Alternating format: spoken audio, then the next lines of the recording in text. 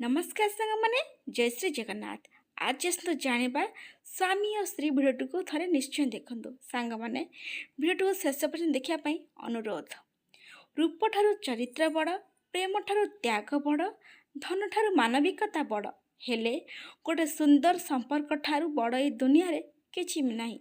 सेतलाई गोटे भल संपर्क को केबे भी भांगंतु नाही।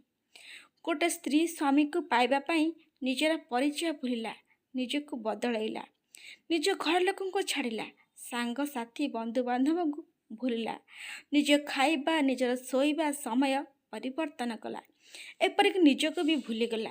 तथापि स्वामी मनरे स्त्री अपेक्षा अन्य मानक पई जागा अधिक ना। सतरे सांग माने सबु स्वामी नुहंती, किछि स्वामी एमिति अछंती जो पुरुष स्त्री मर्यादा रक्षा करे, स्त्री को सम्मान दिए, स्त्रीर इज्जत को निजर इज्जत बोली भावे, से ही प्रकृत स्वामी। निज स्त्री को खुशी रखा को जे चेष्टा करे, दुनिया ताको सम्मान दिए। स्वामीर स्पर्श रे स्त्रीर सुंदरता दुई गुण बढ़ी जाए। आ स्त्रीर साथ रे रहिले स्त्री साथी रहिले स्वामी का देह खराब हेबार संभावना कम थाए। सेथिपाई तो स्त्री को स्वामीर अर्धांगिनी बोली कहा जाए। परिस्थिति और समय केते भी बदली जाऊ, किंतु सही प्रेम शेष पर्यंत रुहे, जो प्रेम रे भल पाइबा के भी बदली न थाए। चेहरा देखिकी नुहे आज्ञा, हृदय देखिकी बाछंतु। जीवन साथी ही केवल हृदय देखिकी बाछंतु, कारण वृद्धा अवस्था चेहरा नुहे, निजर जीवन साथी ही सहारा हब।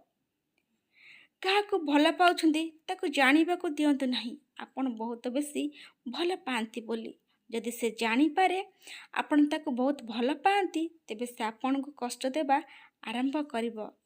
कारण ए मनुष्य बेसी किछि पाइकले तार मर्यादा देई जाने ना।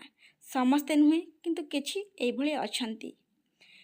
निज स्त्री लिंबपत्र हेले भी रक्त परिष्कार रखि थाए, आ पर स्त्री मिठा हेले भी सुगार बढ़ाई थाए।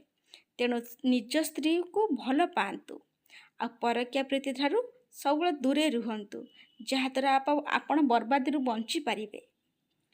गोटे पुओ सब टेंशन भूली जाए जेते बेले ताकु तार मन पसंदर मनीष छात्रे लगाए कहे, तू चिंता करनी मु अच्छी ना तो सह। सतरे से गोटे पुओ पूरा टेंशन हल्का हो जाए, ताकु बहुत खुशी लगे। पति और पत्नी एक संपर्कर सूक्ष्म डोरी।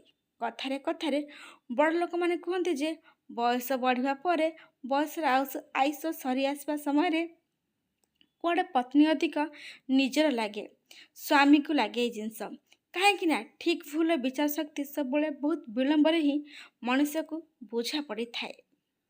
गोटे झील पाई ता शाशु घरे तार शाशु ससुर नणंद दियर जेते जी जेते जहाँ खराब होइथिले भी यदि तार स्वामी ताको भल पाउथिबो आ ताको सपोर्ट करुथिबो, तेबे से झील सबु दुख को भूलिकी समस्त को सहजरे ग्रहण करनेब। संपर्क को कलह केबे दुर्बल कर न थाए। किछि भूल बुझावणा पाई सुंदर संपर्कटे दुर्बल हो जाय थाए बा भांगी जाय थाए। जीवन साथी दिने न दिने समस्त को मिले, जीवन साथी दिने न दिने समस्त को मिले, हेले मन कथा बुझी पारुथिबा आ हृदय भाषा को जानी पारुथिबा जीवन साथी भाग्य रे थिले मिले। प्रेम माने नुहे जन को पाई खुशी हो जिबा, प्रेम होछि ताहा जहा को पाई सब दुख को भूली जिबा। जोठी विश्वास और भल पाइबा रही थाए, जन जेते दूर थिले मध्य सबले से पाखरे बा साथरे थिला भली अनुभव हुए। प्रकृत संपर्क ताकू कहा जाए जोठी जन को कष्ट हेले आउ जनक आखिरे लुह झरी पड़े, जड़े अभिमान कले आ जड़े ताकू मनाए। सतरे ताहा ही हेउची प्रकृत संपर्क, वास्तविक संपर्क।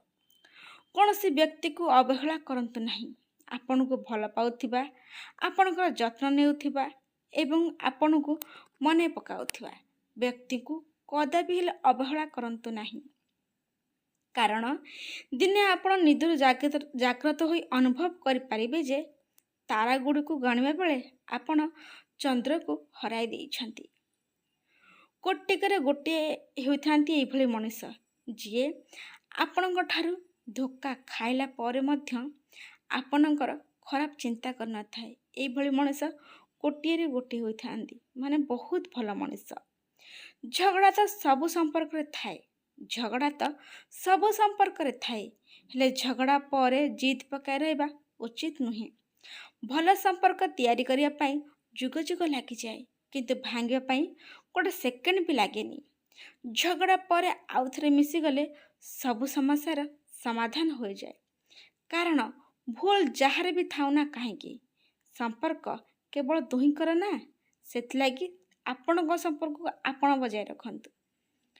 ଚରିତ୍ରହୀନ ମହିଳାଙ୍କଠୁ ମତାମତ ଏବଂ ପଇସା କେବେ ବି ଉଦ୍ଧାର ନିଅନ୍ତୁ ନାହିଁ, କାହିଁକି ନା ଏଇ ଦୁଇଟି ଜିନିଷ ଆପଣଙ୍କୁ ବିପଦରେ ପକାଇପାରେ। ଏଇଭଳି ମହିଳାଙ୍କଠୁ ସଦାସର୍ବଦା ଟିକେ ଦୂରେଇ ରୁହନ୍ତୁ।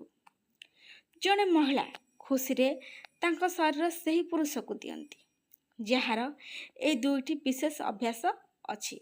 ପ୍ରଥମତଃ, ପୁରୁଷ ଜଣକ ମହିଳାକୁ ସମ୍ମାନ କରନ୍ତି, ଯଦି ଗୋଟେ ପୁରୁଷ ସେଇ ମହିଳାକୁ ସମ୍ମାନ କରନ୍ତି। ଏବଂ ଦ୍ୱିତୀୟତଃ, ଜିନିଷପତ୍ର ଯତ୍ନ ନିଅନ୍ତି, ସେ ମହିଳାଙ୍କୁ ସାହାଯ୍ୟ ବି କରନ୍ତି ଏବଂ ତାଙ୍କ ସୁଖ ଏବଂ ଦୁଃଖରେ ସମର୍ଥନ କରନ୍ତି। ଏଇଭଳି ପୁରୁଷମାନଙ୍କୁ ମହିଳାମାନେ, ଅର୍ଥାତ୍ ସେ ତାଙ୍କର ଯତ୍ନ ନିଅନ୍ତି, ଏଭଳି ପୁରୁଷମାନଙ୍କୁ ମହିଳାମାନେ ବହୁତ ଭଲ ପାଆନ୍ତି। ଜଣେ ପୁରୁଷ କେବଳ ତାର ଖରାପ ସମୟରେ ଜଣେ ମହିଳାଙ୍କ ସାଥ ଚାହେଁ। ଗୋଟେ ପୁରୁଷ କେବଳ ଖରାପ ସମୟରେ ମହିଳାଙ୍କର ସାଥ ଚାହେଁ। ଯେତେବେଳେ ଭଲ ସମୟ ଆସେ ସେ ତାର ସମ୍ପର୍କକୁ ମନେ ପକାଇବା ଆରମ୍ଭ କରେ। ଗୋଟେ ମହିଳା ସେଇ ପୁରୁଷକୁ ବହୁତ ମନେ ପକାଇଥାଏ, ଯିଏକି ତାର ସବୁ ଇଚ୍ଛାକୁ ପୂରଣ କରିଥାନ୍ତି ଏବଂ ନିଜଠୁ ବି ଅଧିକ ତାଙ୍କର ଯତ୍ନ ରଖିଥାନ୍ତି। ଏହିଭଳି ପୁରୁଷକୁ ଗୋଟେ ମହିଳା ବହୁତ ମନେ ପକାଇଥାଏ ଏବଂ ବହୁତ ଭଲ ବି ପାଇଥାଏ। ପ୍ରତ୍ୟେକ ଝିଅ ଜାଣେ ପୁଅଟି କ'ଣ କରିବାକୁ ଚାହୁଁଛି, ପ୍ରତ୍ୟେକ ଝିଅ ଜାଣେ ପୁଅଟି କ'ଣ କହିବାକୁ ଚାହୁଁଛି ବା କ'ଣ କରିବାକୁ ବି ଚାହୁଁଛି, କିନ୍ତୁ ସେ ଏପରି ବ୍ୟବହାର କରେ ଯେପରି ସେ କିଛି ଜାଣି ନାହିଁ। ଯେଉଁ ମହିଳାଙ୍କର ସ୍ୱଭାବ ହାସ୍ୟରସପୂର୍ଣ୍ଣ, ସେମାନଙ୍କ ପ୍ରତି ପୁରୁଷମାନେ ସହଜରେ ଆକର୍ଷିତ ହୁଅନ୍ତି। ଏଭଳି ମହିଳାଙ୍କ ପ୍ରତି ପୁରୁଷମାନେ ସହଜରେ ଆକର୍ଷିତ ହୋଇଯାଆନ୍ତି। ଯଦି ଜଣେ ପୁରୁଷ କଥା ହେବା ସମୟରେ ଜଣେ ମହିଳାଙ୍କ ସ୍ତନକୁ ଦେଖେ, ତେବେ ସେ ସର୍ବଦା ସେଇ ବ୍ୟକ୍ତିକୁ ଘୃଣା କରିବ। ଯିଏ ବି ହଉ ସମସ୍ତେ ଘୃଣା କରିବେ। ଏଭଳି ଜିନିଷ କରନ୍ତୁ ନାହିଁ। ସମସ୍ତଙ୍କୁ ସମ୍ମାନ ଦେବା ଶିଖନ୍ତୁ। ଗୋଟେ ନାରୀକୁ ବି ସମ୍ମାନ ଦେବା ଶିଖନ୍ତୁ। ସମସ୍ତଙ୍କୁ ସମ୍ମାନ ଦେବେ ତ ଆପଣ ସମ୍ମାନ ପାଇବେ। ତେଣୁକରି ସମ୍ମାନ ଦେବା ଶିଖନ୍ତୁ। ଝିଅମାନେ ଦୀପ ଭଳି, ଯିଏ ସେମାନଙ୍କୁ ଗ୍ରହଣ କରେ ତାର ଘର ଆଲୋକିତ ହୁଏ। ଯେତେବେଳେ ଦାରିଦ୍ର୍ୟ ଦ୍ୱାରରେ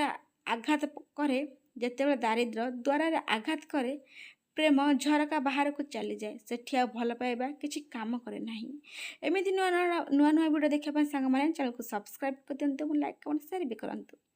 ସମ୍ପୂର୍ଣ୍ଣ ଭିଡ଼ିଓ ଦେଖିଥିବାରୁ ଆପଣଙ୍କ ହୃଦୟରୁ ବହୁତ ବହୁତ ଧନ୍ୟବାଦ। ଆଜି ପାଇଁ ରହିଲି ସାଙ୍ଗମାନେ, ଜୟ ଶ୍ରୀ ଜଗନ୍ନାଥ।